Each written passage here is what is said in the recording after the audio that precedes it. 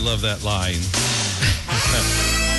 I told you that we could fly because we all have wings, but some of us don't know why. We all have these inherent natural human freedom and liberty. All we need to do is reclaim it from the government. It's our birthright, passed down to us by our forefathers. People have sacrificed, fought, and died for our freedom and liberty.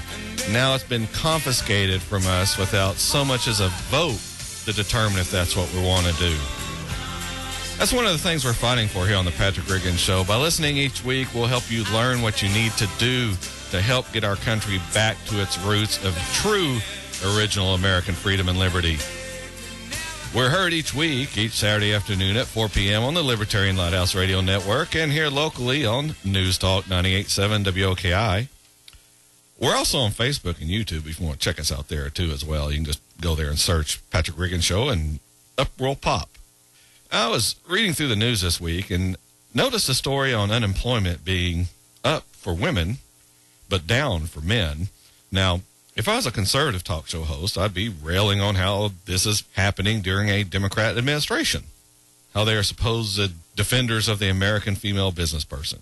Now, I've heard a lot of that this week, but I'm not a conservative, and this isn't one of those shows. I'm an American first and foremost. I want to do what's best for this country. I don't think in political terms. I think in American terms. Because this is just about the only show in which you'll hear that take on things, I have a different tact on this piece of employment information. I think it's bad that our government is tracking this sort of stuff in the first place. Just think about it for a minute. Why does the government need to be keeping this sort of information? When the government's collecting this data, we get busybodies thinking they need to do something about it. They reason that because women are unemployed at a higher rate, then something's wrong and we need to meddle in private business. So let's say we want to balance this out. Well, the government starts pressuring businesses to hire more women to the exclusion of men. So now men are being directly harmed by the government. The government is actively participating in trying to get more women employed and less men. Before, it was private businesses making decisions on who to hire. Now it's the government. We're getting right back to what we rail against on this show.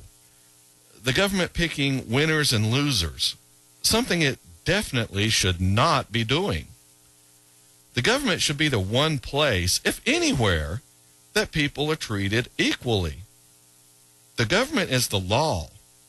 And if we aren't all equal before the law, then we aren't the true beacon of freedom and liberty that we should be as a country. Life's unfair. That's how it is.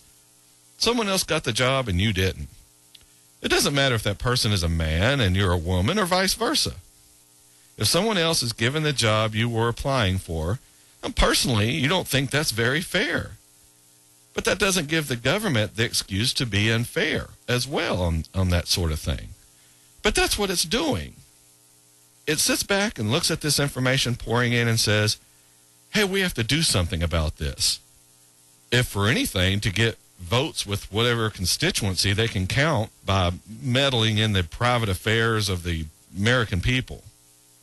The government is always on the lookout for some place to meddle, and American business makes a good place to do it. If they complain, the government will threaten them with regulations and audits to get them into line. The employees like it because it makes it almost impossible to fire someone without the risk of being retaliated upon by either the employee or the government or even both. In a free country, businesses should be able to hire and fire whoever they want, whenever they want. But Patrick, you say, then businesses will fire older people and hire younger people just to take advantage of a lower paid workforce. Yes, and that workforce will also be lower skilled as well.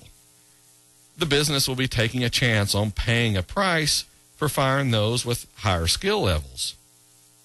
Let's face it, do you want an experienced pilot flying your plane or someone who just got their captain's wings? Airlines For example, they would advertise how experienced their pilots are and the thousands and thousands of hours they've flown. And because of that experience, they can charge more per ticket and pay their pilots more money. The marketplace will take care of pricing whatever service or product you're offering. That is, if the government stays out of it. This is why our medical system is so expensive in this country. No one is paying the true price for their health care. If they were, they would shop around and get the best deal. The marketplace would wring out the inefficiencies that are in this field right now. Inefficiencies brought on by government regulation of the insurance and medical fields. We hear over and over how people just want government out of their lives.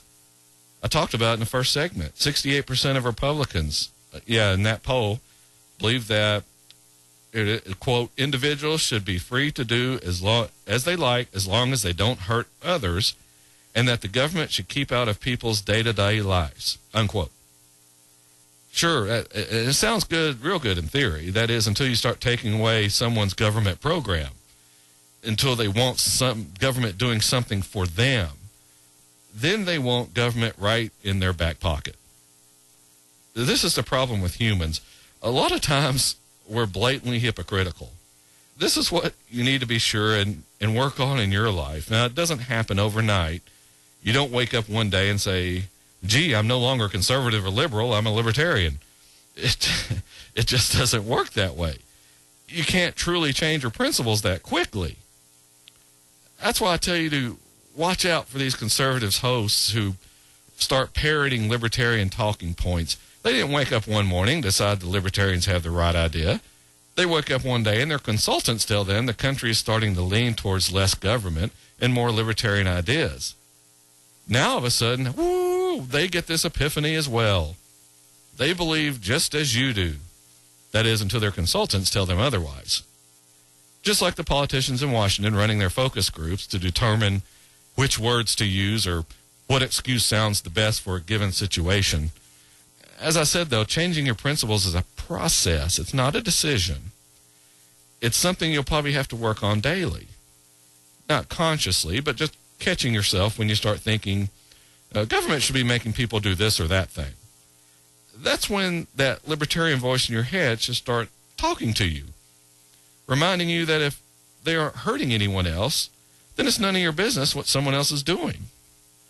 You have to watch it, or you'll start drifting back towards trying to control someone else's behavior. And I've played this clip from this movie in the 1980s. It's called Ferris Bueller's Day Off. And I've played this clip before, but I want to play it again for the new listeners and for those of you who maybe haven't seen that movie.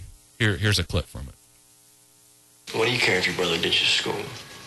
Why should he get to ditch when everybody else has to go? You could ditch.